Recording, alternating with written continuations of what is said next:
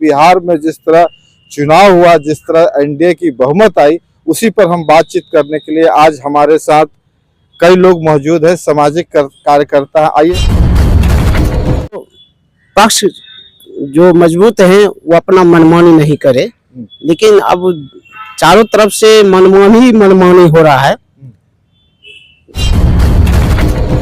और जिस प्रकार से चुनाव के दरमियान विभिन्न विधानसभाओं के बूथों से जो बातें आई, तब लगता गए पैसे दिए गए, सरकारी फंड का दुरुपयोग कर उनको पैसे दिए गए, यह लोकतंत्र के सेहत के लिए बिल्कुल ठीक नहीं है।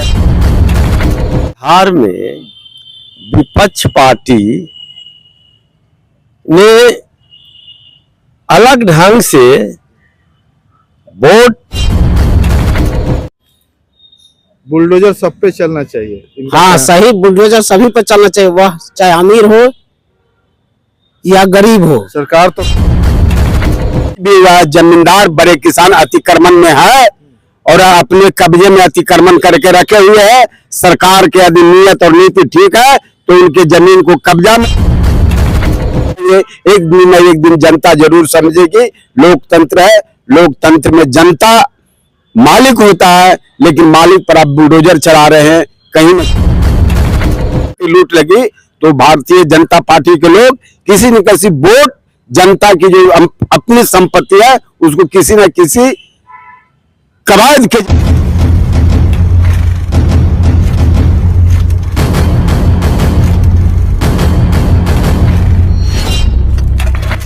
मैं रविंद्र कुमार, आप देखना शुरू कर चुके हैं बेनिफिट टीवी न्यूज। जैसा कि आप जानते हैं, लगातार राजनीतिक विषय पे हम चर्चा शुरू करते हैं और उस चर्चा का केंद्र बिंदु में भी है और बिहार की जनता है। साथ ही साथ बिहार में जिस तरह चुनाव हुआ, जिस तरह एनडीए की बहुमत आई, उसी पर हम बातचीत करने के लिए आज हमारे साथ कई लोग मौजूद हैं, सामाजिक कार्यकर्ता। आइए सबका परिचय बताते हैं। सर, आपका परिचय क्या हुआ? अनुज पासवान जी। आपका?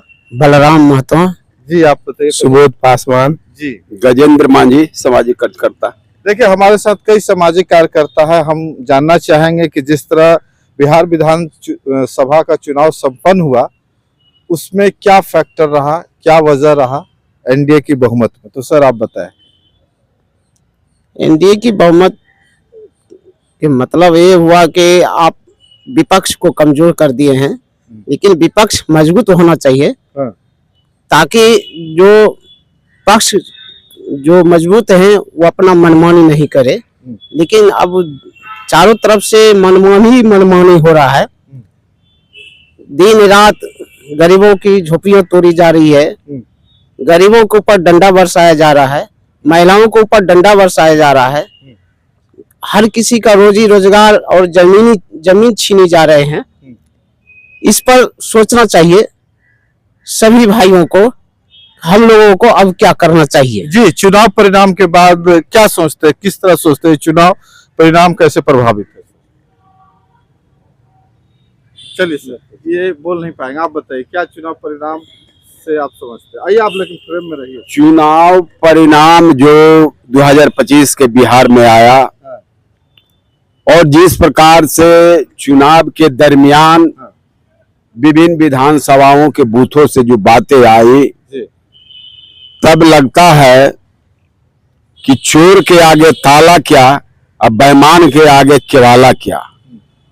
जिस प्रकार के बूथों को प्रभावित करने के लिए, वोटरों को प्रभावित करने के लिए आचार संहिता के अंतर्गत जिस प्रकार से जनता को पैसे बांटे गए, पैसे दिए गए, सरकारी फंड का दुरुपयोग कर उनको पैसे दिए गए, यह लोकतंत्र के सेहत के लिए बिल्कुल ठीक नहीं है। लोकतांत्रिक संविधान के लिए भी यह बिल्कुल ठीक नहीं है। चुनाव आयोग के जो अपनी संविधान है उसके बाहर यह कार्य होना लोकतंत्र के लिए बिल्कुल ठीक नहीं है। तो क्या कहा जाए, लोकतंत्र यह बिहार में और देश में धीरे धीरे कमजोर होती जा रही है। जब लोकतंत्र कमजोर होगी तो देश कमजोर होगा, राष्ट्र कमजोर होंगे और लोकतांत्रिक प्रणाली की जीवन जीने का जो पद्धति है भारत का, वह भारत की पद्धति समाप्त हो जाएगी। सर अनुज जी हमारे साथ है, अनुज जी से जानना चाहेंगे जिस तरह चुनाव परिणाम आए बिहार विधानसभा का, आपको किस तरह देखते हैं, इसमें क्या कमियां रह गई सर? देखिए 2020 का विधानसभा तो कई सामाजिक के 2025 के बता रहे अच्छा हैं 2020 के बाद 2020 में हाँ।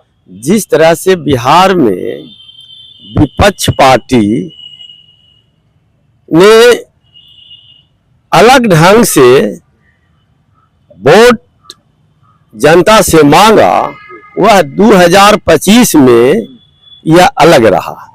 इसमें सरकार द्वारा कई लोग लुभावनी वादा किया गया और 10,000 रुपया जो वितरण किया चुनाव के पहले और कहा गया कि 2 लाख रुपया और मिलेगा, यह कहीं न कहीं आम जो वोटर है इसके लोभ में ऐसे सरकार को चुना जहां उसका यह प्रतिफल मिल रहा है कि आज गरीबों पर बुलडोजर चल रहा है।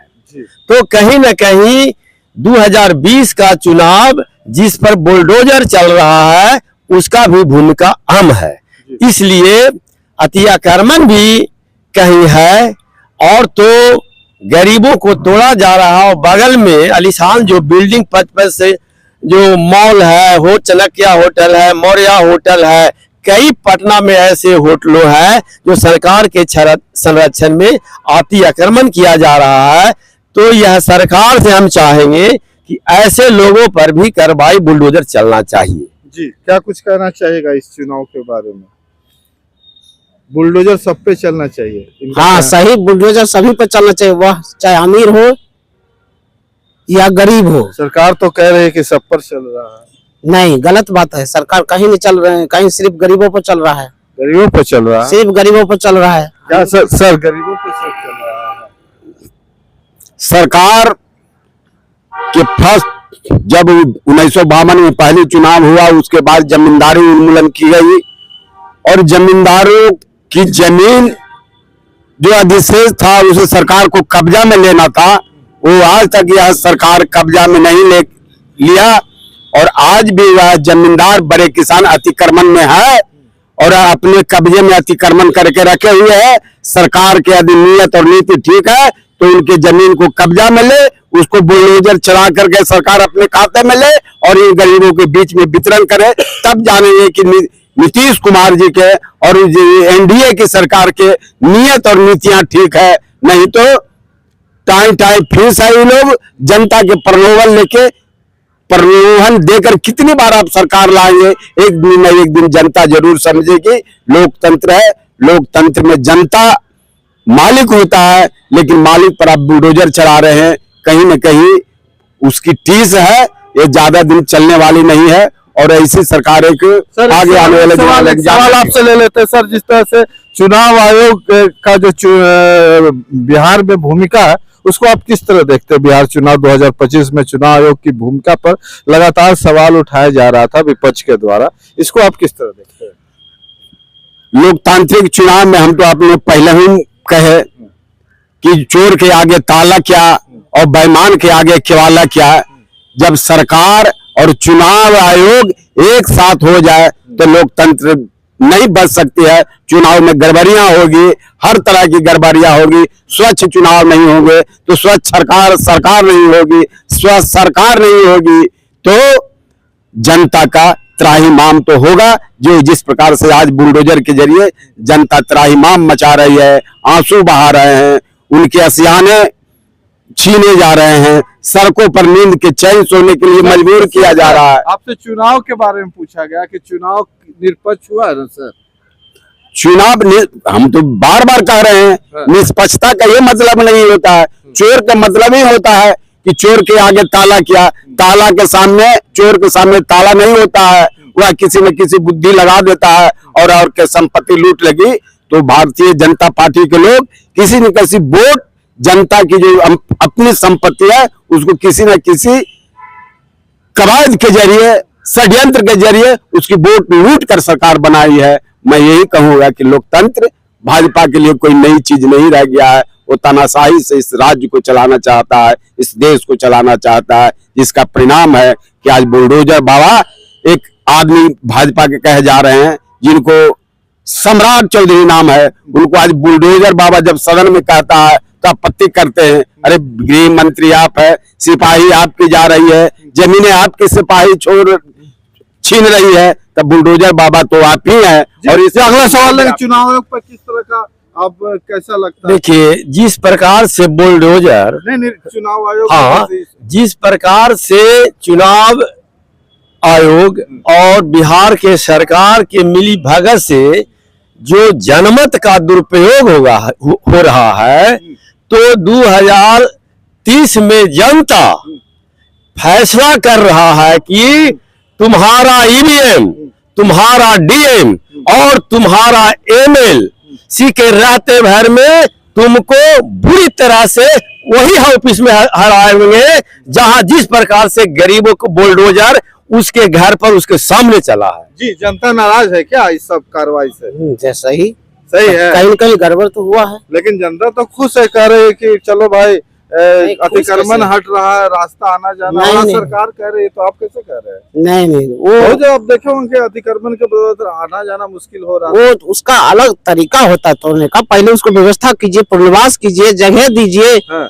उसका सारा व्यवस्था कीजिए, तब ना उसको तोड़िए। सरकार ने पहले से ना कर रखा है कि हम 3 डिसमिल जमीन लेंगे। सबको नोटिस मिला था सर, खाली करने नोटिस का। मिलने के सर नोटिस मिला था। नोटिस तो एक खाना पूर्ति है। असल में बिहार में विपक्ष कमजोर है, विपक्ष सत्ता के लायक नहीं है, जिसके कारण सत्ता का तानाशाही बढ़ता जा रहा है। विपक्ष के जो लीडरशिप है, जो लीडरशिप विपक्ष की धारा के कर रहे हैं, उनमें कोई मदा नहीं है, कोई गुण नहीं है, जिसके कारण सत्ता का तानाशाही बढ़ रही है। विपक्ष का होना भी लोकतंत्र में बहुत जरूरी है।